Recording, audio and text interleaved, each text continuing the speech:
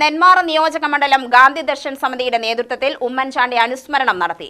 Award വിതരണവും നടന്നു.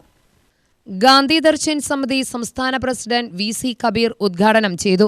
Award ദാനവും അദ്ദേഹം നിർവഹിച്ചു. ഉമ്മൻചാണ്ടിയുടെ കൂടെ യൂത്ത് കോൺഗ്രസിൻ്റെ പാലക്കാട് ജില്ലാ പ്രസിഡന്റായി കുറേ കാലം വർക്ക് ചെയ്തു. പിന്നെ അന്നത്തെ യൂത്ത് കോൺഗ്രസ് ഓഫീസിൽ ഭയങ്കര ഗ്രൂപ്പ് സംഘടന ഉണ്ടായി. കർണാടക ആഭ്യന്തരമന്ത്രി, ഞാൻ PC ചാക്കോ പ്രസിഡന്റ്, ഞാനൊക്കെ പാലക്കാട് ജില്ലാ പ്രസിഡന്റ്, CH ഹരിദാസ്, അങ്ങനെ ആളുകളുടെ പേരൊക്കെ പറയുന്നില്ല, MA ജോൺ.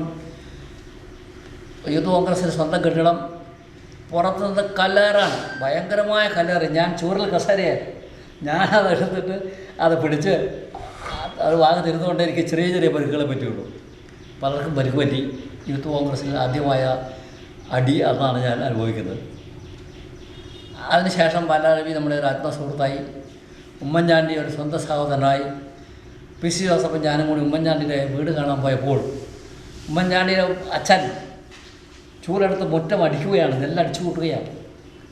ഉമ്മൻചാണ്ടിയുടെ തറവാട്ടിൽ ഞങ്ങൾ ഇരിക്കാൻ പറഞ്ഞു. ഞങ്ങൾ രണ്ടുപേരും പാലക്കാട്ടുകാരാണെന്ന് പറഞ്ഞപ്പോൾ ഉമ്മൻചാണ്ടിയുടെ അച്ഛൻ ഷർട്ടിട്ടെല്ലാം മുണ്ടൊക്കെ മടക്കി കെട്ടി വന്നിട്ട് കട്ടൻ ചായ ഞങ്ങൾക്ക് തന്നു.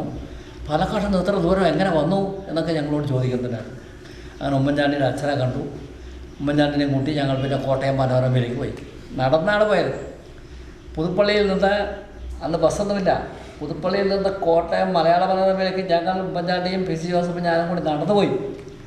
വരപ്പത്തൊക്കെ നടന്നു. അതൊന്നും എനിക്ക് മറക്കാൻ കഴിയാത്ത കാര്യമാണ്.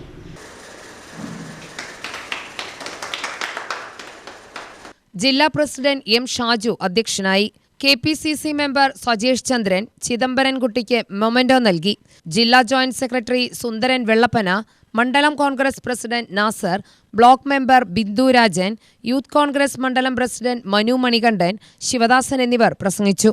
നിയോജക മണ്ഡലം പ്രസിഡന്റ് ഉണ്ണികൃഷ്ണൻ സ്വാഗതം പറഞ്ഞു.